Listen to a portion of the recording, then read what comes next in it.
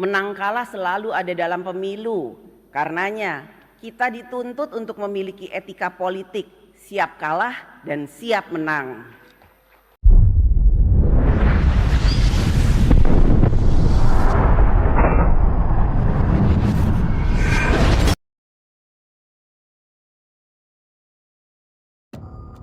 Puan Maharani selaku Ketua Umum DPR RI dengan lantang singgung proses pemilu tahun 2024 terkait etika politik di depan Prabowo dan terkait kekuasaan di depan Jokowi. Tapi Puan Maharani mengucapkan selamat kepada Prabowo atas terpilihnya menjadi Presiden Republik Indonesia yang ke-8. Terima kasih kami sampaikan kepada Ketua MPR RI. Palu sidang telah kami terima dan sidang kami lanjutkan. Assalamualaikum warahmatullahi wabarakatuh. Salam sejahtera untuk kita semua. Om Swastiastu, Namo Buddhaya, salam kebajikan.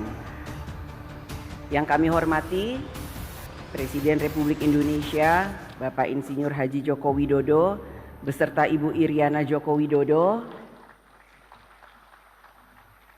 Yang kami hormati Wakil Presiden Republik Indonesia, Bapak Profesor Dr. Kiai Haji Ma'ruf Amin beserta Ibu Wuri Ma'ruf Amin.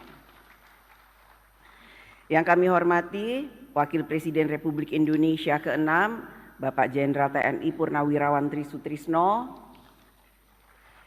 Yang kami hormati Wakil Presiden Republik Indonesia ke-10 dan ke-12, Bapak Dr. Andes Haji Muhammad Yusuf Kalla. Yang kami hormati Ibu Soraya, istri dari Bapak almarhum Hamzahas. Yang kami hormati Ketua Majelis Permusyawaratan Rakyat Republik Indonesia, Bapak Dr. Haji Bambang Susatyo. Yang kami hormati Ketua Dewan Perwakilan Daerah Republik Indonesia, Bapak Insinyur Haji A.A. Lanyala Mahmud Mataliti. Yang kami hormati Ketua Badan Pemeriksa Keuangan Republik Indonesia, Ibu Dr. Insinyur Ismayatun. Yang kami hormati Ketua Mahkamah Agung Republik Indonesia, Bapak Profesor Dr. Haji Muhammad Syarifuddin SH. Yang kami hormati Ketua Mahkamah Konstitusi Republik Indonesia, Bapak Dr. Suhartoyo. Yang kami hormati Ketua Komisi Yudisial Republik Indonesia, Bapak Profesor Amzulian Rifai. Yang kami hormati para Wakil Ketua Majelis Permusyawaratan Rakyat Indonesia, para Wakil Ketua Dewan Perwakilan Rakyat Indonesia dan Dewan Perwakilan Daerah Republik Indonesia, para pimpinan lembaga negara. Dan yang kami hormati PLT Ketua Umum Partai Golongan Karya, Dr. Bapak Agus Gumiwang Kartasasmita. Yang kami hormati Ketua Umum Partai Gerindra, Bapak Jenderal TNI Purnawirawan Haji Prabowo Subianto. Yang kami hormati Ketua Umum Partai Kebangkitan Bangsa, Bapak Dr. Honoris Causa Dr. Andes Haji Abdul Muhaimin Iskandar. Yang kami hormati Ketua Umum Partai Demokrat, Bapak Haji Agus Harimurti Yudhoyono.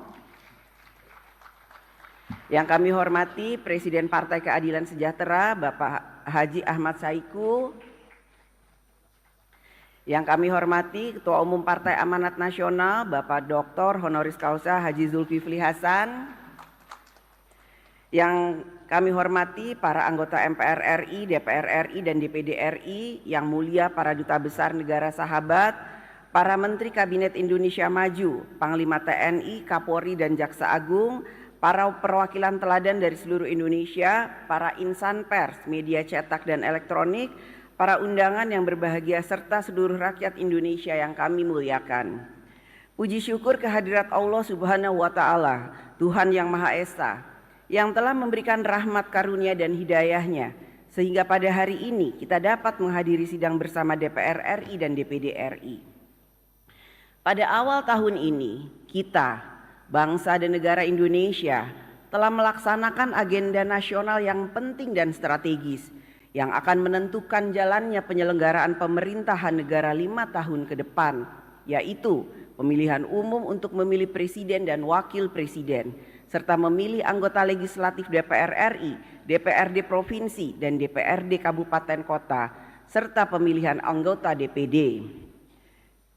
Kita ucapkan selamat kepada Bapak Prabowo Subianto dan Bapak Gibran Rakabuming Raka sebagai Presiden dan Wakil Presiden terpilih. Pelaksanaan pemilu bagi rakyat adalah pesta demokrasi. Rakyat dianggap menjadi penting. Rakyat diundang oleh setiap calon.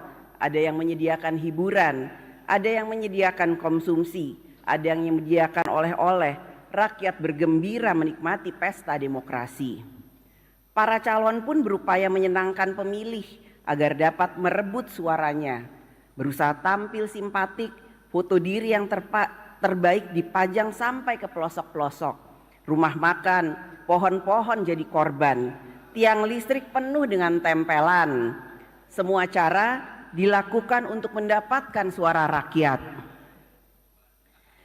Bagi yang berhasil dalam pemilu, semua hal menjadi indah untuk dikenang. Sementara bagi yang belum berhasil, merasa serba sulit. Sulit makan, sulit tidur, bahkan ada yang sulit untuk bangkit kembali.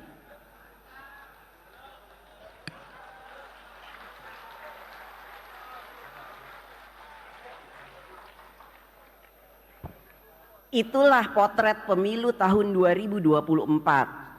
Haruslah menjadi kritik dan otokritik bagi kita semua. Pemilu 2024 telah berakhir. Rakyat telah menggunakan hak kedaulatannya dan memberikan pilihannya. Rakyat telah menilai dan memilih. Rakyat tidak dapat disalahkan atas pilihannya, apapun yang mendasari pertimbangannya. Rakyat memilih atas dasar apa yang diketahui dan dipahaminya, terlepas dari kualitas apa yang diketahui dan dipahaminya. Pengalaman demokrasi sudah panjang, pemilu telah dilaksanakan berkali-kali. Bahkan sebelum era reformasi, pemilu juga sudah dilaksanakan dan rakyat juga memberikan pilihannya melalui pemilu. Apakah pemilu saat itu memenuhi syarat-syarat pemilu yang bebas, jujur dan adil? Silakan dijawab.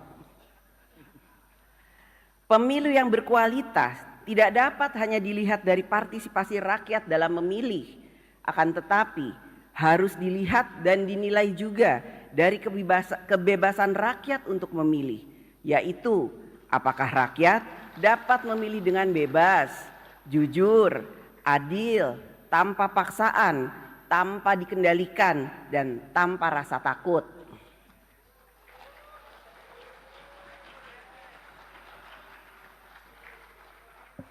Kita semua memiliki tanggung jawab bersama untuk menjaga dan menciptakan demokrasi yang berkualitas, semakin maju, beradab, dan mencerdaskan kehidupan bangsa.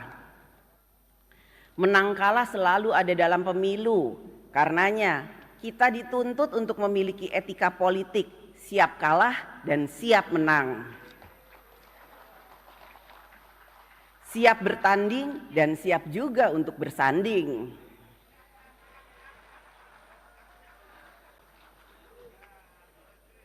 Etika politik yang sama juga menuntut pemilu dilaksanakan dengan memberikan kebebasan kepada rakyat untuk menjalankan kedaulatannya. Dalam pemilu seharusnya rakyatlah yang jadi pemenang, sehingga berlagu adagium suara rakyat adalah suara Tuhan, Vox Populi, Vox Dei. Hadirin sidang yang terhormat dan yang dimuliakan, dalam berdemokrasi, rakyat tidak pernah berkuasa. Rakyat hanya menentukan siapa yang akan berkuasa. Hakikat demokrasi adalah memberi jalan agar kekuasaan mendapatkan legitimasinya, sehingga kekuasaan dapat digunakan untuk mengatur bangsa dan negara bagi memberikan rakyatnya hidup sejahtera dalam harkat dan martabatnya. Akan tetapi, demokrasi dapat juga berjalan pada arah yang salah, yaitu demokrasi yang tidak menjalankan kedaulatan rakyat.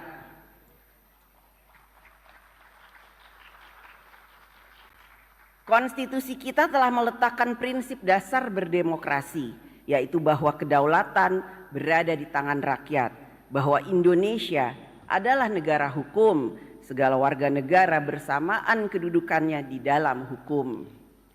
Konstitusi kita telah mengatur bagaimana kedaulatan rakyat harus dijalankan secara kolektif dengan prinsip check and balances pada cabang-cabang kekuasaan negara eksekutif, legislatif, dan yudikatif.